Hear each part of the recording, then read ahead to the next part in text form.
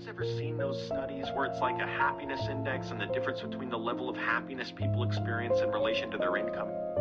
The ones I've seen always show the difference in happiness between $0 in income per year and something like $50,000 a year in income is massive. Like, no comparison between the two, but the difference in happiness between $50,000 a year and $50 million a year is basically nothing.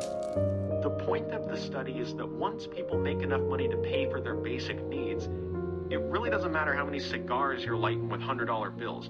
You don't get that much happier. This seems to be the idea that Epicurus had when he set up the garden. Now, as an Epicurean, politics and prestige were not important. In fact, Epicurus often said things like, withdraw from public life and focus on a private group. And this private group he was referring to were the fellow members of the commune, your friends.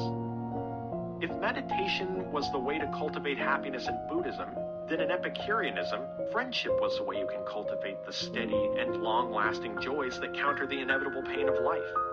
He famously said, quote, "Before you eat or drink anything, carefully consider with whom you eat or drink rather than what you eat or drink, because eating without a friend is the life of the lion or a wolf." End quote.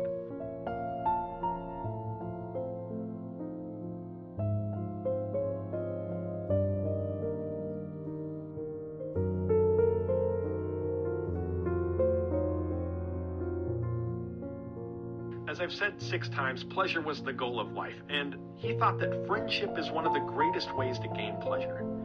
Friends contribute in a number of ways to the complete removal of pain from our lives.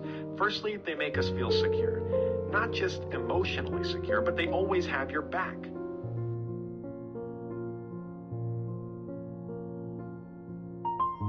Now, another way friends help to remove pain from your life is that they help you to reason properly. Throughout your day-to-day life, when you become emotionally attached to things, it's really easy sometimes to deceive yourself and convince yourself that something is true that isn't. Friends in this way provide an objective interpretation of ourselves. In Buddhism, it was a life full of constant self-reflection, removing yourself from your own ego, and thus removing the delusions we cloud ourselves with, or at least finding which ones were destructive.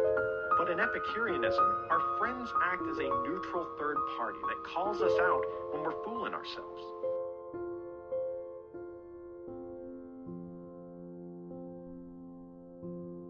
Plutarch said, quote, "The flatterer thinks he ought to do anything to be agreeable, while the friend, by always doing what he ought to do, is ofttimes agreeable and sometimes disagreeable, not from any desire to be disagreeable. He is like the physician who administers an unpleasant remedy.